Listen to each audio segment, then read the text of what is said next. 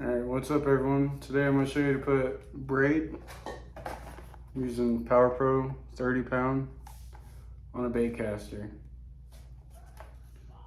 So there's several wrong ways of doing it. Today I'm going to show you the correct way, and then it's my opinion, so there could be a better way out there that I don't know about. I'm going to show you how I do it.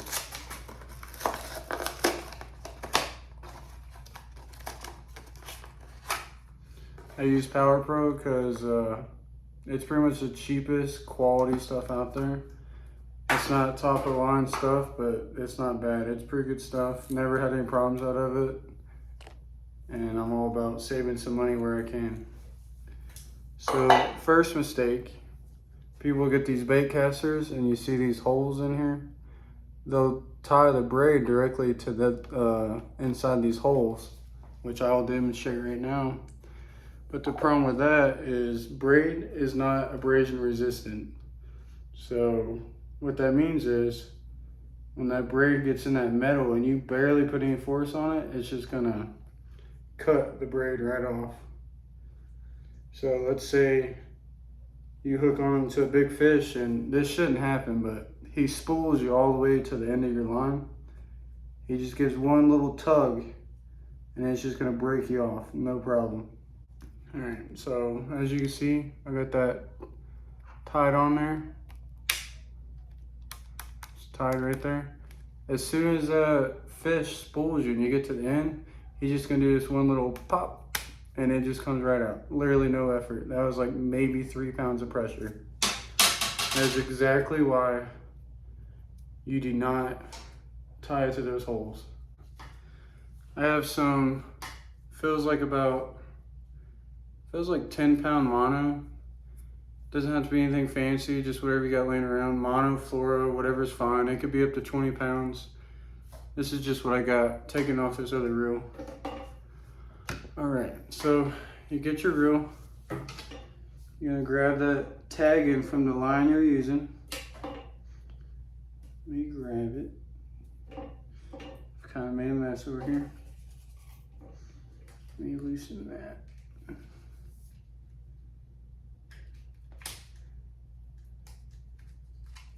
Okay. All right, so you got that tag in right here. You're gonna run through the first eye of your rod. And you're going down, not up, don't make that mistake. Down towards the reel. Your bait caster, you got this other eye on the worm gear. Moves back and forth. You're gonna be going through that eye. You get some more line out. All right, so we're going down through that eye directly, just like so, straight through that eye. All right, now you can mess with it inside this bait caster, trying to tie it around in that, or these bait casters, all of them's got some kind of button on the right side right here, where it might be on the left side, but usually on this right side.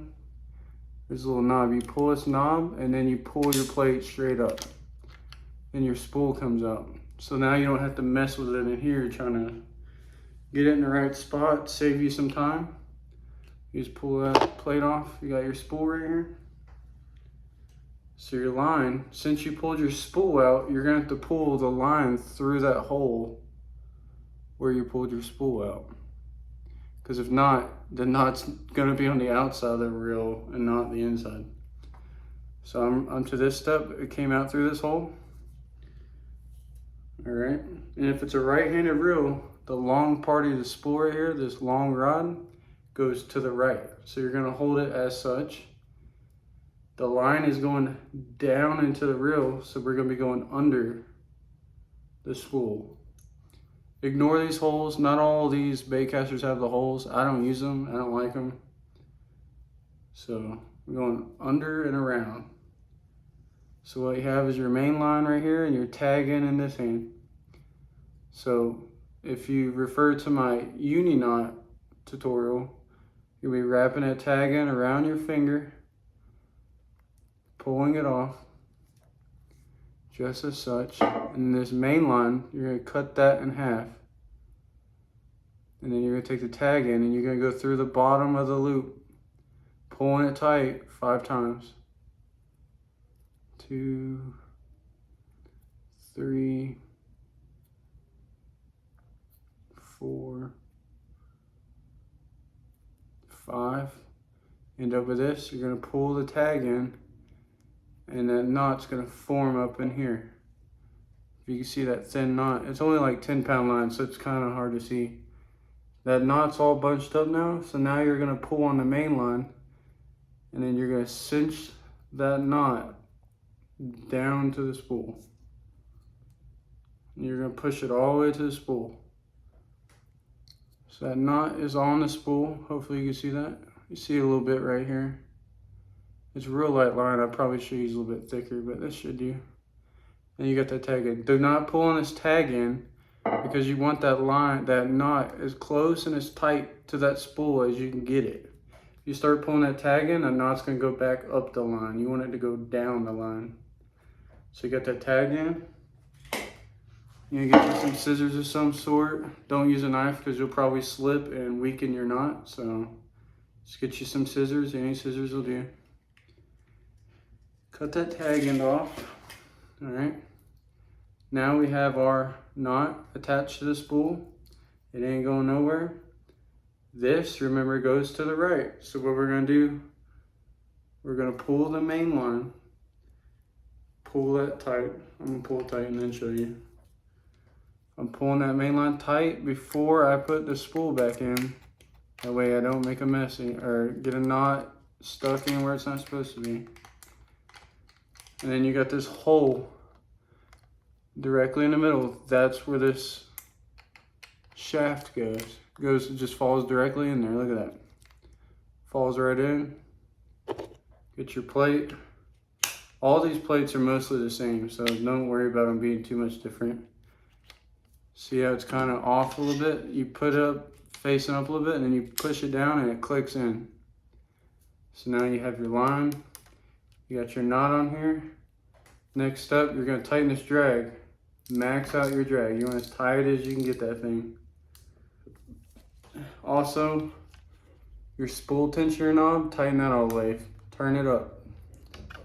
All the way. You want all this stuff maxed out. That way you get that line on as tight as humanly possible. It'll save you from a lot of backlashes.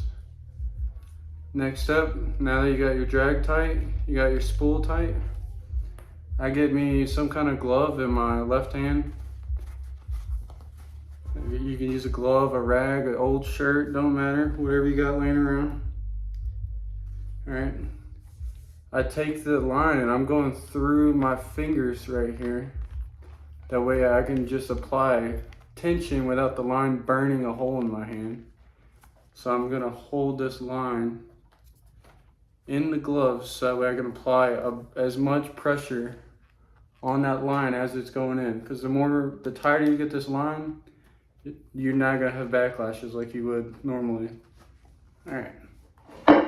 So now we're gonna reel some line on there, slow and steady. You're not in a race here. And what we're trying to do is we're gonna try to get that fluoro to cover all the first part of the metal on the spool. And I'll show you what I'm talking about here.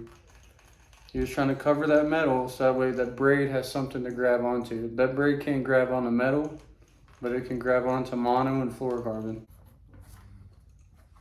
Take this glove off so you can see.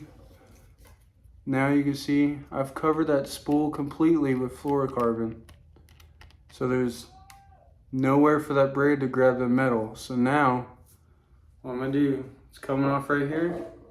Go halfway down and cut that line.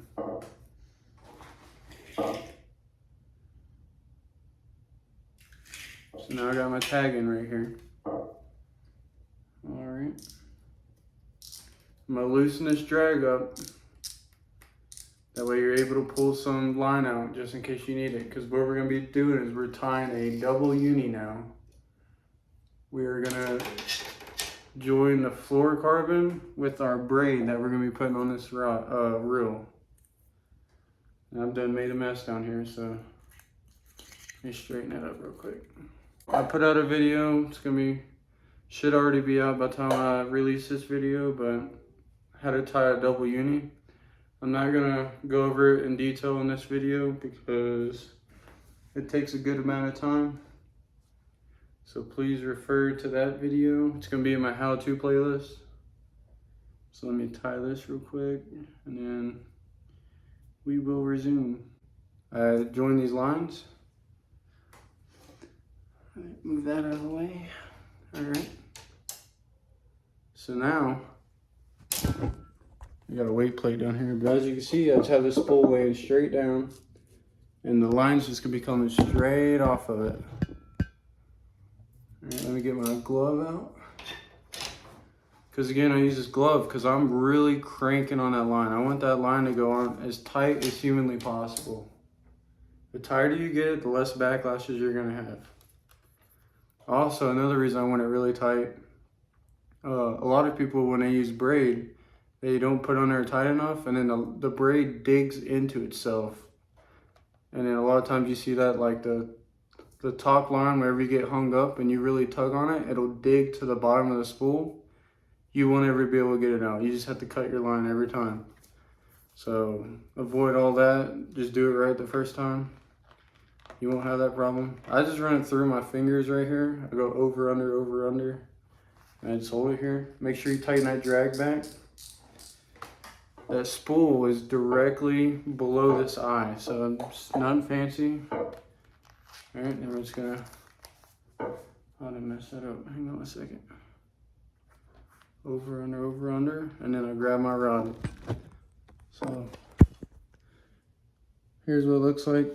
The line's running through the fingers of the glove, and it's the spool is directly below the first eye of my rod where the line's coming in.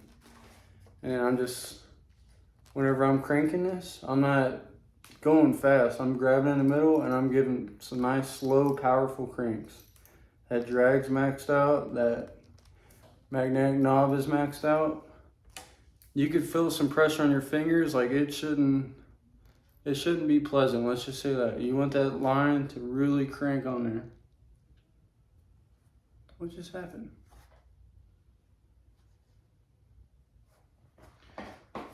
One second, we got a problem. I just made a mess because it tangled into my other line down here. So I'm gonna cut and I'll be back with you in a second. All right, everyone, I'm back. Sorry about that. I was too busy running my mouth, and what I did is I cut, instead of cutting the tag ends off, I cut the main line off. So that's what happened. I guess not everyone's perfect, but maybe I shouldn't be running my mouth while I'm trying to figure this out. All right, so run it through my fingers like I showed you before. Grab the rod, it's coming through the first eye. Tighten that drag, and then just give this, I'm gonna show it this way, just powerful, slow cranks. Not a race here. Just slowly run it on. Now when you're putting this braid on, if you're using like a glove or something, if you see like little green lines, it's where that excess green stuff's coming off the line. Don't stress about it, it happens. We're just getting that braid on there as tight as possible. And as you're going, make sure it's going on smooth. Hopefully you can see that. Smooth and even. Make sure it's not all on one side or the other side. Make sure it's flat across. If it happens to come uneven, just pull it off. Like pull it off and retry it again.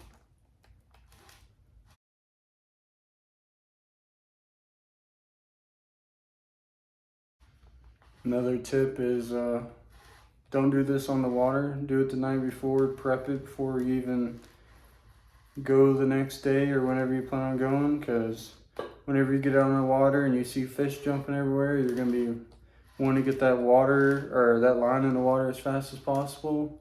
You're going to screw this up, it's not going to go in there right, and then you're going to be throwing that rod and reel in the water. I promise you that. So make sure you do it right the first time.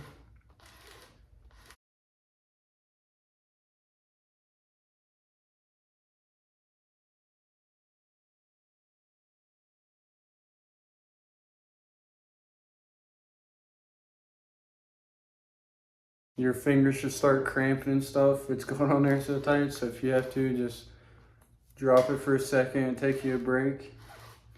I've been doing it for a while, so I've built my finger stamina up.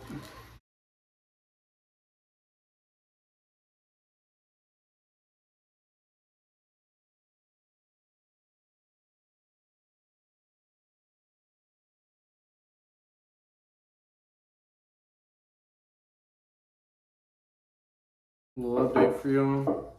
See, it's nice, even, and smooth. Still got a way to go. If you could see this inside the silver part of the spool, you want to fill it up till there's about 1/8 of an inch left. That's a perfectly filled spool. You overfill it, you're gonna start having backlashes and everything. So don't overfill and don't underfill. You underfill it, you won't get as far as casting distance. You overfill, you won't be getting no casting distance. You're gonna be getting bird's nest. A lot of people have a lot of problems throwing bait casters, and come to find out, when I show them the right way to put the line on the reel, they lose at least 80% of those problems they've been having.